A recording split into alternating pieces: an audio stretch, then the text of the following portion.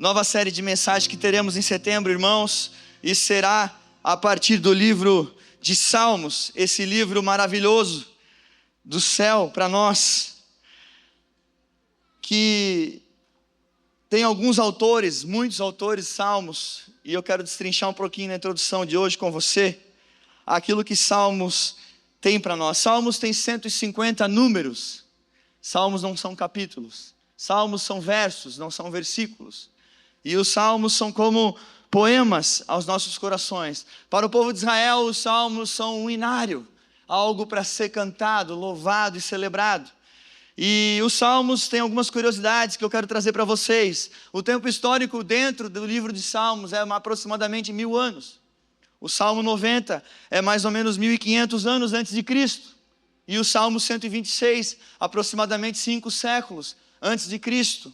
Os Salmos são divididos em 5 livros. O livro primeiro de 1 a 41, esse livro inteiro de 1 a 41 escrito pelo rei Davi.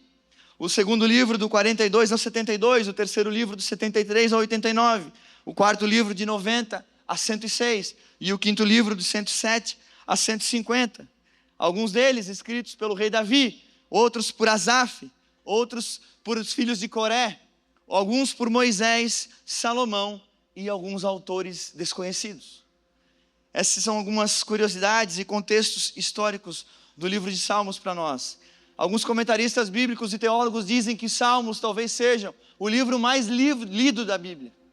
É muito comum, famílias como a que eu fui criado, meu pai e minha mãe faziam devocionais, não com os devocionais ruins do nosso tempo, mas com devocionais da Escritura, de Salmos, em que por uma vez por dia meu pai e minha mãe liam um salmo na nossa casa. E alguns às vezes perguntam: pastor, você sugere uma leitura devocional? Sugiro para você nessa noite, Salmos. 150 dias, quase um semestre, você lê esse livro maravilhoso. Mas nessa noite, nós vamos ler a partir do número 1 de Salmos, verso 1. E eu quero que você acompanhe da sua Bíblia de papel, como sempre fazemos o encorajamento nessa casa. E eu quero te convidar a refletir. Aqui no telão vai estar da NAA, Nova Almeida atualizada. Se você é novo aqui, eu te encorajo a comprar uma Bíblia de papel, amém? Como, pastor? A gente está voltando no tempo, irmãos. Vamos largar iPhone e comprar V60 da Motorola. Estou brincando. Mas a leitura bíblica devocional, e nós vamos falar sobre isso na mensagem de hoje, ela nos leva a ficar distante dos nossos dispositivos móveis, né? O pessoal que manda um boleto para nós por e-mail, já tira toda a meditação. E aqui, no quarto, na intimidade, eu com o celular bem longe, consigo ter tempo de qualidade com Deus, amém? E eu te encorajo nessa noite, a partir de hoje, a ter uma Bíblia de papel e a ler a palavra a partir da palavra impressa. Martinho Lutero, num refúgio, fugido, porque ele estava sendo perseguido, ele traduz a Bíblia para o alemão em 1517, por volta do início da Reforma Protestante, e a primeira tradução da Bíblia feita por ele, para que mais gente pudesse ter, teve 3.000 cópias. E levaram 2 anos para essas 3.000 cópias ficarem prontas. Hoje 3.000 cópias ficam prontas em 1 hora. Então a escritura impressa tem um valor inestimável, irmãos. Lutero foi perseguido, tentaram matá-lo. Ele morre depois da reforma por morte natural, mas Lutero foi tentado ser assassinado em prol de nós termos esse livro. A escritura de Deus, com liberdade, na nossa casa, no nosso ambiente de intimidade. Amém? Salmo 1, verso 1 diz assim para nós: bem-aventurado é aquele que não anda no conselho dos ímpios, não se detém no caminho dos pecadores, nem se assenta na roda dos escarnecedores. Pelo contrário, o seu prazer está na lei do Senhor, e na sua lei medita de dia e de noite. Ele é como árvore plantada junto a uma corrente de águas, que no devido tempo dá o seu fruto, e cuja folhagem não murcha. E tudo que ele faz será bem sucedido. Outras versões dizem: tudo que ele faz prosperará. Tantas mensagens erradas sobre prosperidade no nosso tempo. Você quer aprender sobre prosperidade nessa noite? Presta atenção no Salmo número 1. Os ímpios não são assim. São, porém, como a palha que o vento dispersa. Por isso os ímpios não prevalecerão no juízo, nem os pecadores na congregação dos justos. Pois o Senhor conhece o caminho dos justos, mas o caminho dos ímpios perecerá. Pode apagar a luz, louvado seja o nome do Senhor. Eu quero nessa noite, o tema dessa mensagem, na epígrafe do livro, no capítulo, no número 1 de Salmo, a epígrafe é os justos e os injustos. Mas o tema da mensagem dessa noite é o caminho dos justos. Amém? Nós estamos numa comunidade de fé e por óbvio, por certeza, eu tenho no meu coração que temos crescido e aqui dentro está a comunidade dos santos, como falamos, a comunidade dos justos. Então, como justos que somos, como somos justos, pastor? Somos justificados por Cristo. Foi Cristo que fez a justificação por nós. Então, desde esse tempo, a Bíblia também nos chama de justos. E bem-aventurados, como lemos no verso 1. Eu quero que deixe para nós o verso 1 na tela da NAA. Ele diz, bem-aventurado é aquele que não anda no conselho dos ímpios, não se detém no caminho dos pecadores e nem se assenta na roda dos escarnecedores. O primeiro ponto dessa noite para nós é algumas coisas para se evitar. Quando a Bíblia fala não, a gente entra numa negociação com Deus e pede por um mais ou menos? Não. Quando a Bíblia fala não, é não. A própria Escritura diz que seja o seu sim, sim, e seja o seu não, não. A Bíblia não deixa e não permite, não nos convida a termos meias opiniões, meias posturas, meios posicionamentos. Não, a Escritura nos traz a uma reflexão e uma conduta de não é não e sim é sim. E eu quero chamar a atenção para você sobre coisas ordinárias que fazemos. Eu e você andamos, eu e você paramos, e eu e você nos assentamos. E nessa noite vai ser muito fácil para mim e para você imaginarmos, pensarmos e aplicarmos essa mensagem. Bem-aventurado significa muito feliz. A analogia do salmista aqui, Davi, o autor desse salmo é Davi. Ele fala, ei, muito felizes são aqueles que não andam segundo o conselho dos ímpios. Aquele que não anda nas suas passadas de vida mesmo, que não caminha ouvindo os ímpios. E quem são os ímpios, irmãos? Pastor, são todos os que não vêm na igreja. Não. Não. Como assim, pastor? Pastor, é quem não é cristão também. Mas eu quero destrinchar para você quem é ímpio, no melhor significado bíblico. Ímpio é todo aquele que não leva Deus em conta para a sua tomada de decisão, para a sua forma de viver a vida. É todo aquele que não leva Deus em conta na forma de criar família. É todo aquele que como a teologia vai dizer, na cosmovisão bíblica.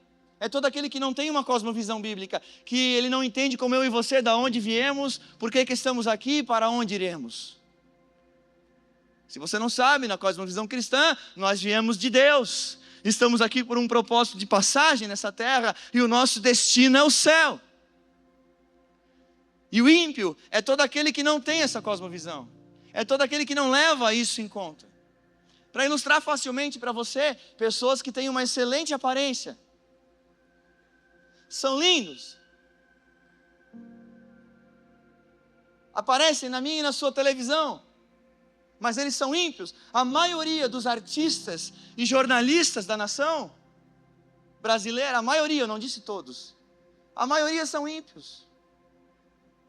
Eles não levam Deus em conta para a sua tomada de decisão, para nada.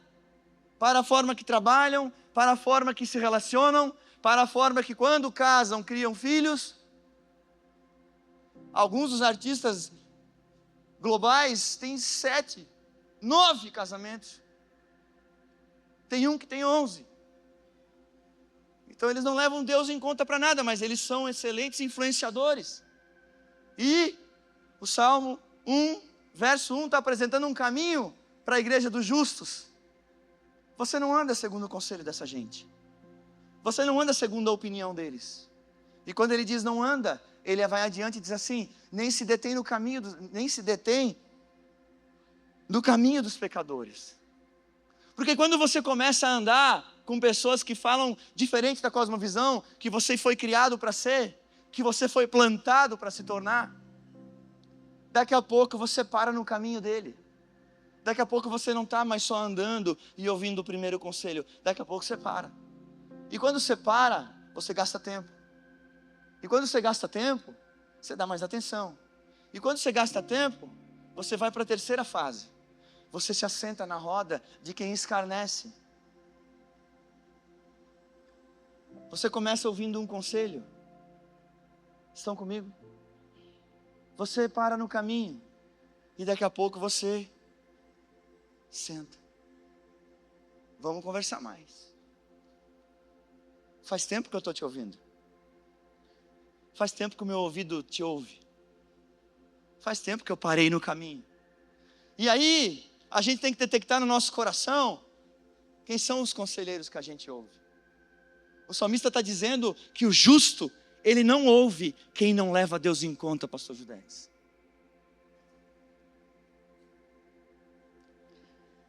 Mas ele mostra o próximo passo. Eu gosto do antagonismo. Quando todo autor da Bíblia pega um verso e fala algo, não faça isso. E na sequência ele diz, mas faça isso.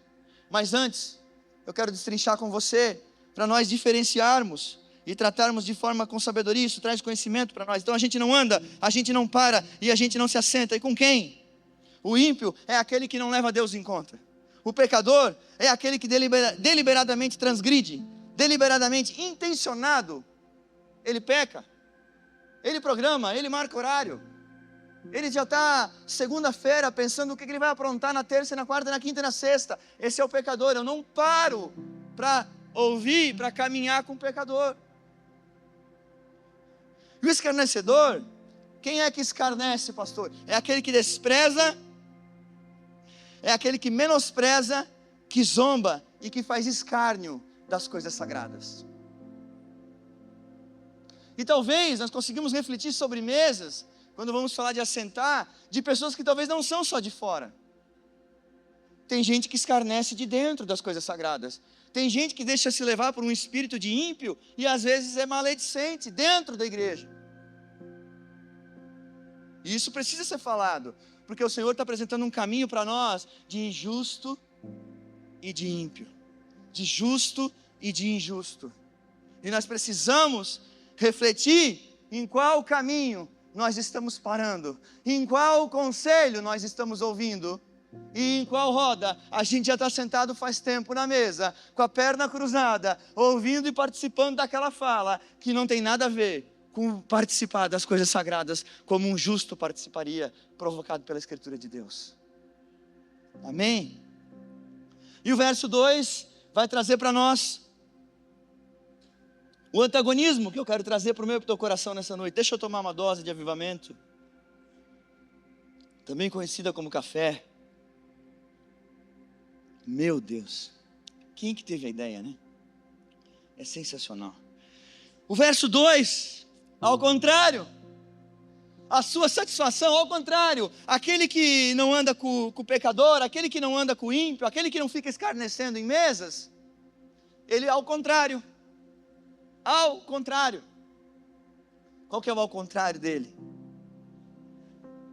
O seu prazer está na lei do Senhor e na sua lei medita de dia e de noite. Por óbvio, o salmista não está dizendo para a gente parar no trabalho e roubar nosso patrão, amém? Mas medita de dia e de noite, vai falar assim de um crente, de um justo, que lê a palavra de Deus e quando vai trabalhar leva a palavra em conta. Quando vai cumprir um contrato, leva a palavra de Deus em conta. Quando sai, deixa a sua esposa e o seu casamento em casa, ele leva o seu casamento junto consigo em todas as calçadas, em todas as ruas, em todos os olhares. Ele leva Deus em conta de dia e de noite, porque a palavra do Senhor e os seus preceitos já estão em nós. E agora eu medito nessa palavra, e quando eu saio para as ruas, eu sou um praticante. Eu sou diferente desse mundo, eu sou justo, eu não sou injusto. Então eu levo Deus em conta, ao contrário dos outros, ao contrário do padrão do mundo. A gente medita na palavra de dia e de noite, é ser responsável com os nossos compromissos, é ser responsável com o nosso casamento. Se sou solteiro, é ser responsável com a minha solteirice, é provocar uma vida santa que me leve a um casamento que aponte para Jesus. Tem um ditado popular que diz, diga-me com quem andas, que eu te direi quem és. Não foi na Bíblia que está dito isso, amém? Daqueles pontos do pastor Judex, que não é na Bíblia, ele tinha feito 5, né? Esse é o 6º. Diga-me com quem andas, que eu direi quem tu és. Jesus não falou isso, irmãos. Não está na Bíblia, isso é um ditado popular. Mas é real. Se a gente parar para ouvir conselho de ímpio, se a gente parar no caminho para ouvir pecador, se a gente se assentar na roda de escarnecedor, a gente pode se tornar, mas nós, pelo contrário, diz a Escritura. Pelo contrário, a gente está meditando na palavra do Senhor, e ao meditar nela, a gente busca praticá-la, de dia e de noite. Honrar a palavra de Deus em todos os ambientes, em todos os passos da caminhada, em todas as formas. Pastor, isso é quase impossível. Pois é, bem-vindo ao time. Ser cristão não é fácil, não é bonitinho, não é popular como parece no nosso tempo, mas é uma vida de renúncia, uma vida de busca por uma vida santa e separada. Santo significa separado. Nós somos separados para sermos o povo que vai para o céu com Jesus. No verso 3, começa uma reflexão maravilhosa. É como árvore plantada. Ele é como árvore plantada junto a uma corrente de águas, que no devido tempo dá o seu fruto e cuja folhagem não murcha, e tudo o que ele faz será bem sucedido. Uma árvore plantada na beira de um riacho, ela dá fruto no tempo certo, ela tem suas folhas verdejantes. E nós aprendemos aqui nas últimas quartas-feiras sobre quem que é o Senhor do tempo, quem que dá sentido ao tempo, e o dono do tempo é o Senhor. É em Eclesiastes, escrito por Salomão, filho de Davi, que está dito que há tempo para todas as coisas debaixo do céu.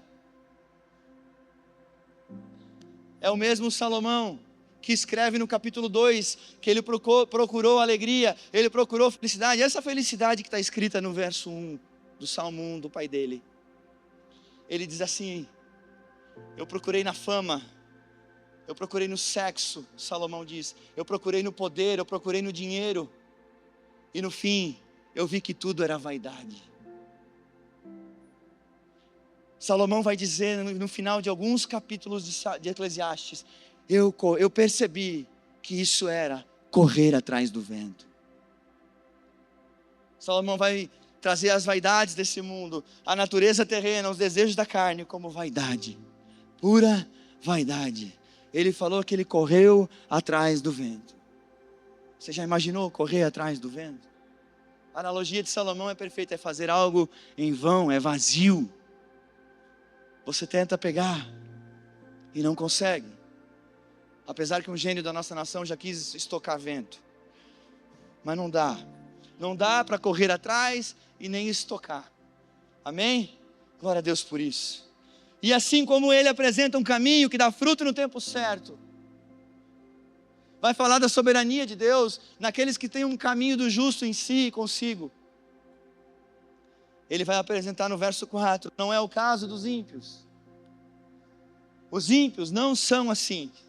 Eles não são como árvores que dão fruto no tempo certo.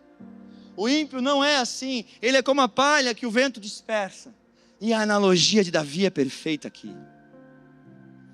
A árvore versus a palha. A árvore tem raízes profundas. A árvore que está ligada a correntes de águas. E quem que no tanque de Jacó, no capítulo 5 de João, se apresenta para a mulher samaritana e diz: ei, eu sou a água da vida, eu sou a fonte, e aquele que beber de mim jamais terá sede. Aquele que é árvore está plantado em Jesus. Aquele que é árvore está plantado em Cristo. Ele tem raiz, ele tem profundidade, ele tem tronco, ele é firme. Ele é posicionado, ele dá fruto no tempo certo. Mas como que é a palha, irmãos? A palha é leve. A palha é tão leve que qualquer ventinho leva ela embora. A palha é seca. Se você perceber, o injusto, ele é seco. Ele tem uma sequidão espiritual nele. Ele não é verdejante como uma árvore plantada junto aos ribeiros. A palha, por então somente uma faísca, ela pode queimar e ser consumida. A palha desaparece facilmente. Uma árvore plantada junto a ribeiros, ela não desaparece facilmente. É possível você serrar uma árvore que está plantada junto ao ribeiro e ela, em pouco tempo, germinar, outra árvore em cima do mesmo tronco, porque a fonte de água viva está disponível nas raízes dela. Eu e você somos como árvores plantadas junto aos ribeiros. Eu e você somos árvores plantadas. Nós não somos árvores aleatórias de um fruto que caiu de um pé e caiu no chão. Não, não. A analogia do salmista é perfeita. Davi aqui está dizendo: ei, aquele que é nascido de Deus não é planejamento de paz. Aquele que é órfão, você não é um acidente. A árvore plantada é que tem alguém que botou a mão na terra, que cavou um buraco, botou uma semente e pensou que você existiria. É no mesmo Salmos que diz no Salmo 139, que quando os meus e os seus tecidos se entrelaçavam no ventre das nossas mães, Ele nos conhecia pelo nosso nome. Você e eu somos árvores plantadas nessa terra. Nós nascemos de Deus. O planejamento de paz ou não, talvez colide, às vezes não colide com o planejamento de Deus. Eu e você viemos do Kairos, nós não viemos do Cronos. É isso que o salmista está dizendo. O Cronos é esse tempo cronológico, e o Kairos é o tempo de Deus, o tempo do céu. Não tem começo, não tem fim, não tem 20 horas ou 19 horas. O tempo do céu é infinito, e eu e você, árvores plantadas. Um dia Deus disse: ei, vai nascer Lennon, vai nascer João, vai nascer Pedro, vai nascer Mateus, vai nascer Maria. Qual que é o seu nome? Vai nascer. Aqui no Kairos, eu vou plantar essa árvore na terra. E tem um detalhe: um dia essa árvore vai encontrar com a fonte de águas vivas, que é o meu filho Jesus. E ele vai encontrar tudo o que ele precisava para a vida dele, em Cristo.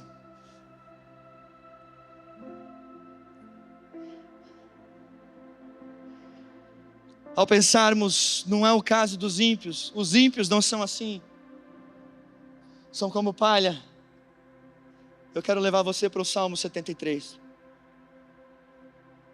Essa semana, ao estar numa mesa, eu percebi o quanto que a Escritura é atual. Eu estava de frente com um crente muito abençoado, um crente maravilhoso, e ele disse assim para mim: Lennon, como é difícil nós tentando acertar, parece que sempre erramos, mas quem faz tudo errado, o ímpio, a palha, parece que vai tudo certo. E eu quero que você abra no Salmo 73 comigo. O Salmo 73 é de Asaf. E eu não sei você, mas o meu coração já pensou assim. O meu coração já olhou para o ímpio, já olhou para o injusto, já olhou para o pecador, já olhou para o escarnecedor e disse: Deus, como é que pode? Como é que é possível? E olha o que está escrito 3.000 anos atrás. Olha o que está escrito em Salmo 73, verso 1 em diante. Pode colocar também na projeção. De fato, Deus é bom, diz Asaf. Deus é bom para com Israel, para com os de coração limpo. Quanto a mim, porém, quase me resvalaram os pés. Pouco faltou para que se desviassem os meus passos, pois eu invejava os arrogantes ao ver a prosperidade dos maus. Para eles não há preocupações, o seu corpo é forte e sadio. Não partilham das canseiras dos mortais, nem são afligidos como os outros. Por isso a soberba os cinge como um colar, e a violência os envolve como um manto. Os olhos saltam-lhes de tanta gordura, do coração deles brotam fantasias. Zombam, quem que zomba? No Salmo 1, o escarnecedor zomba, e falam com maldade, falam da opressão com arrogância, abrem a boca para falar contra os céus. O escarnecedor faz isso, e a língua deles percorre a terra. Por isso o seu povo se volta para eles, e os tem por fonte da qual bebe com avidez. O povo de Deus tem uma inclinação, ele está dizendo, a olhar para o ímpio e achar que ele tem fonte boa. Asaf está falando isso: ei, o justo tem essa inclinação que eu tenho. Asaf está falando de olhar para o ímpio e achar que ali tem fonte boa. Eles dizem no verso 11: como Deus ficará sabendo? Por acaso o Altíssimo tem algum conhecimento? Eis que verso 12, esses são os ímpios, e sempre tranquilos aumentam as suas riquezas. Pula para o verso 16. O verso 16 diz assim: em só refletir isso, em só refletir para compreender isso, achei que a tarefa era pesada demais para mim. Até que entrei. Até que entrei no santuário de Deus, até que eu coloquei a lente do justo, até que eu passei a observar como Deus olha, até quando eu comecei a ver como Jesus enxerga, quando eu começo a ver no santuário de Deus, como que a palavra de Deus diz que é o ímpio, como a palavra de Deus diz que é o injusto. Aqui é isso que Asaf fez, até que entrei no santuário de Deus, verso 17, e descobri qual seria o fim deles. Quando eu coloco a lente do Evangelho, quando eu coloco a lente da Escritura, eu descubro qual é o fim do ímpio. Tu certamente os pões em lugares escorregadios e os fazes cair na destruição. Como são destruídos num instante, são totalmente aniquilados de terror. Como acontece com o sonho, quando alguém acorda, assim, ó Senhor, ao despertares, desprezarás a imagem deles. O ímpio, o pecador e o escarnecedor serão desprezados por Deus. Quando o meu coração estava cheio de amargura e o meu íntimo se comoveu, eu estava embrutecido e sem entendimento, era como um animal diante de ti. Asaf está falando que ele foi para a carne. Ao olhar para a vida santa do ímpio, a aparência de santa, perdão, ao olhar para aquela grama verde do ímpio, Asaf foi para a carnalidade. Ele disse, quando o meu coração estava cheio de amargura, o meu íntimo se comoveu, eu estava embrutecido e sem entendimento, era como um animal diante de ti. Espírito Santo, no entanto, igreja, essa é a minha e a tua oração nessa noite. Essa é a minha oração, tua oração nessa noite. No entanto, estou sempre contigo. Tu me seguras pela minha mão direita, tu me guias com o teu conselho, e depois me recebes na glória. Quem tenho eu no céu além de ti? E quem poderia eu querer na terra além de ti? Ainda que a minha carne e meu coração desfaleçam, Deus é a fortaleza do meu coração e a minha herança para sempre. Os meus olhos e os teus olhos, a minha e a sua lente, o meu e o teu óculos são do Evangelho de Cristo, são a Escritura de Deus, são o que a Bíblia diz ao meu e ao teu respeito.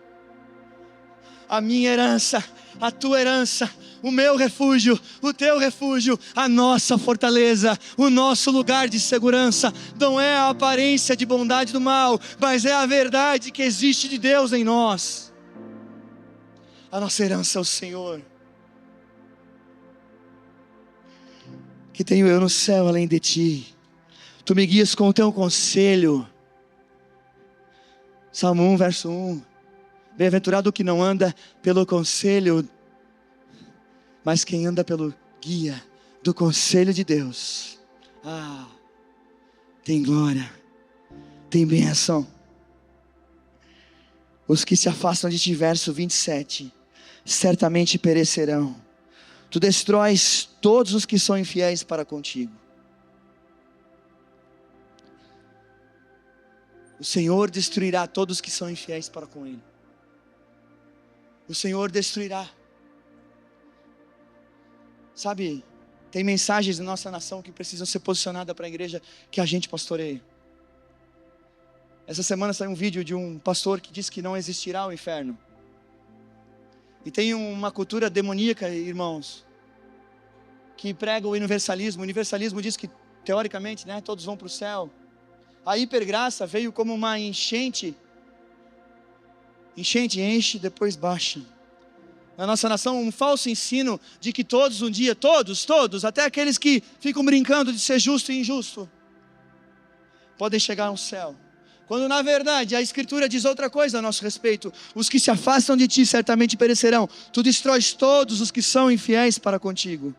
Quanto a mim, igreja, quanto a você, igreja, quanto a você, quanto a sua casa que é justa, bom é estar perto de Deus. Façam do Senhor Deus o meu refúgio, para proclamar todas as obras da salvação. Eu e você somos os justos.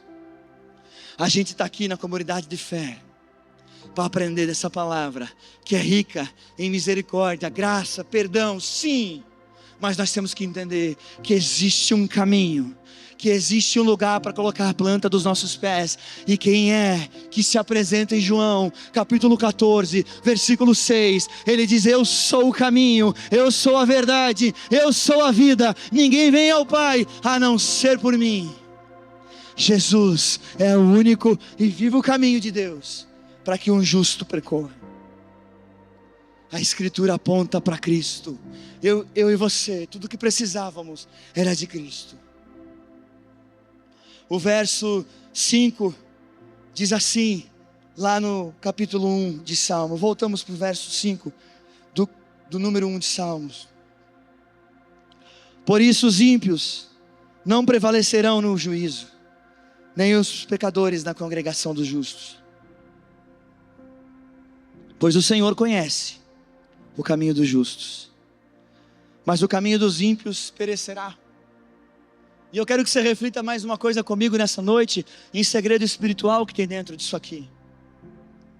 O Senhor que te conhece pelo teu nome, o meu e o seu Deus que nós cantamos nessa noite e o chamamos de Yahweh, significa Senhor eterno, o eterno de Israel, o Deus de Abraão, de Isaac e de Jacó. Ele que me conhece, te conhece. A palavra está dizendo aqui que o Senhor conhece o caminho dos justos, mas a palavra não diz que o Senhor conhece o caminho dos ímpios. Deus não conhece o caminho do ímpio, Ele conhece o destino, mas o caminho dos ímpios perecerá. O destino desse caminho, Deus sabe qual é. O destino do caminho do injusto é sim um fogo consumidor, é sim um lago de fogo, é sim no inferno. Nossa, pastor, não estão pregando no Instagram isso. Não dá engajamento, não dá like, não dá seguidor, porque tem gente que não está pregando o evangelho, porque está construindo impériozinho para si. Mas pastor local prega o evangelho da salvação. Essa casa anuncia o evangelho das boas novas, e nós apresentamos o caminho dos justos, e o caminho dos justos é o Jesus Cristo de Nazaré.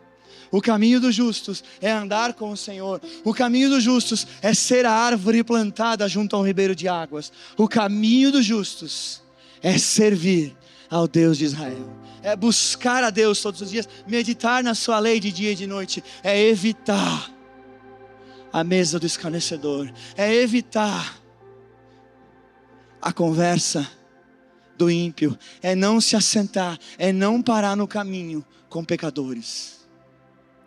A Bíblia faz de Gênesis a Apocalipse todo o tempo uma distinção de quem serve a Deus e de quem não serve a Deus, do para onde nós vamos o buscando e servindo, e para onde nós vamos se não fizermos isso. Isso é evangelho de Cristo, isso é a palavra de Deus verdadeira, pura, inerrante, infalível e imutável, que não erra, que não falhe e que não muda. A palavra de Deus, mais do que o próprio mensageiro dessa noite. Por quê, pastor? Porque o pastor Léo não falha, mas Deus e a sua palavra não falharão. Deus e a sua palavra não falharão, mas isso é lugar de segurança para mim e para você. Isso é lugar de conforto para nós, porque nós somos o justo. Nós somos aquele que precisamos de mensagens como essa para admoestar o nosso coração e continuar colocando o leme do nosso navio, o volante da vida, de volta no único e vivo caminho que tem para mim e para você, o caminho dos justos, o caminho de quem serve a Deus, o caminho de quem encontrou o caminho. O caminho é Jesus. O que Jesus fala, o que Jesus pensa. Eu medito de dia e de noite. Como é que eu levo a minha vida? A partir de quem leva a vida segundo Cristo pregou, segundo Cristo ensinou, segundo Cristo viveu, segundo Cristo testemunhou. O caminho dos justos é um único caminho, o caminho de quem está plantado junto ao ribeiro de águas, que é o meu e o teu Deus, que é o meu e o teu Jesus. Eu quero fazer algumas perguntas para você nessa noite.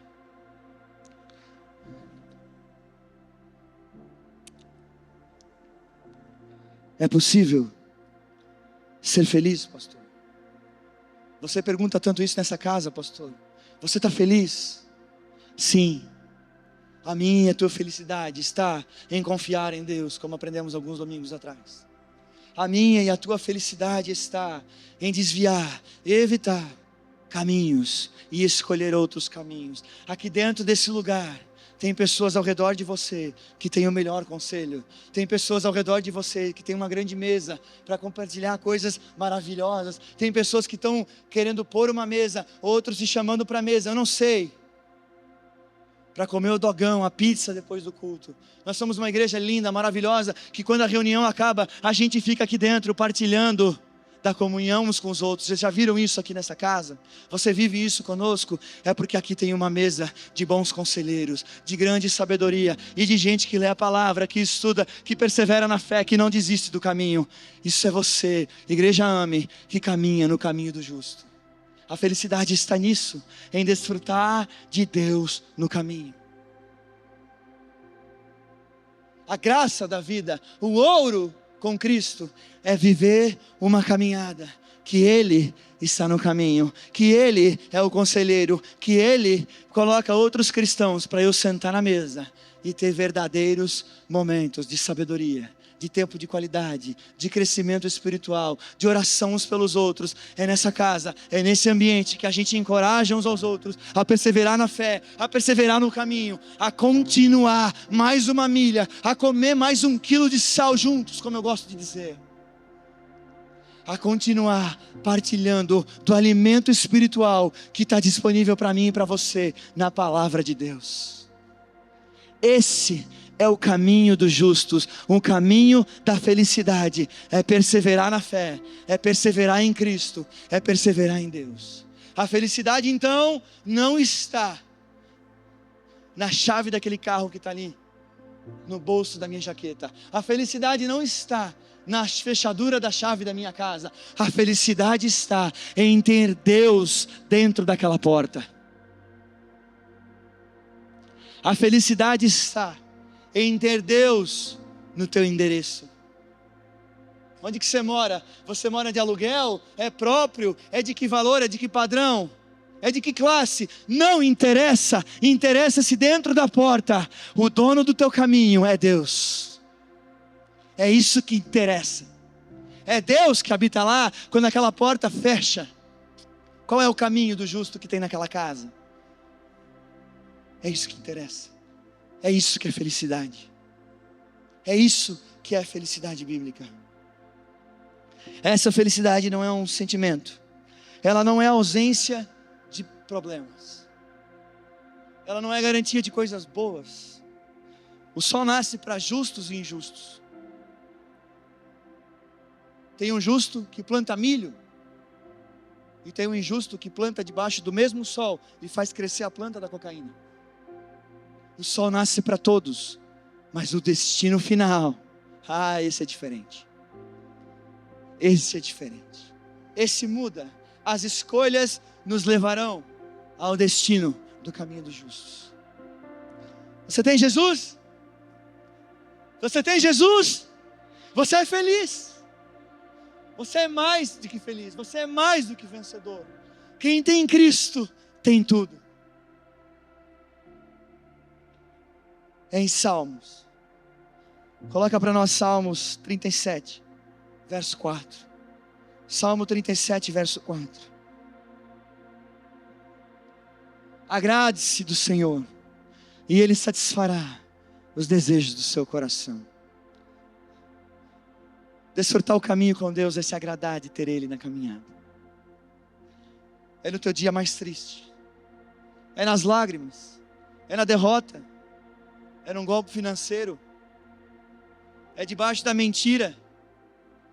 É debaixo da traição. É debaixo da maledicência de quem falou mal de você pelas costas. De quem é maledicente, traiçoeiro. Você olhar para aquilo e te extrair algo. Ei, isso é uma oportunidade. Olha só, Deus está me mostrando. Agora eu consigo ver. Obrigado, Deus. Obrigado, Deus. Eu sei em que caminho seguir. Eu sei que roda me assentar. Eu sei aonde parar. E eu sei aonde parar de ir. Eu sei onde que eu continuo no caminho. Com quem que continua comigo no caminho. Porque Deus, até no dia mau, até no dia de lágrima, Ele está te revelando o ouro da vida. Deus está te abrindo novas picadas, novos caminhos, novas trilhas, que vão só te fazer continuar caminhando com Ele. E não com quem, sem perceber, se desviou do caminho, tirou o olho do foco, tirou o olho de Deus, tirou o olho do justo juiz, tirou o olho do Senhor e passou a olhar para as circunstâncias. Essa cena me lembra do apóstolo Pedro, que quando ele é chamado para andar sobre as águas, ele vai, e quando ele começa a olhar para a circunstância, ele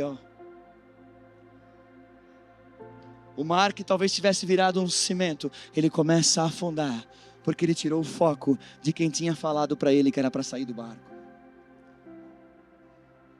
O dono do tempo, o dono do mundo, o Criador de todas as coisas tinha dito: vem. Eu e você temos que ser melhores do que isso.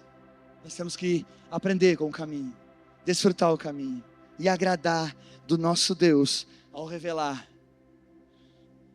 onde devemos andar e onde não devemos andar no caminho.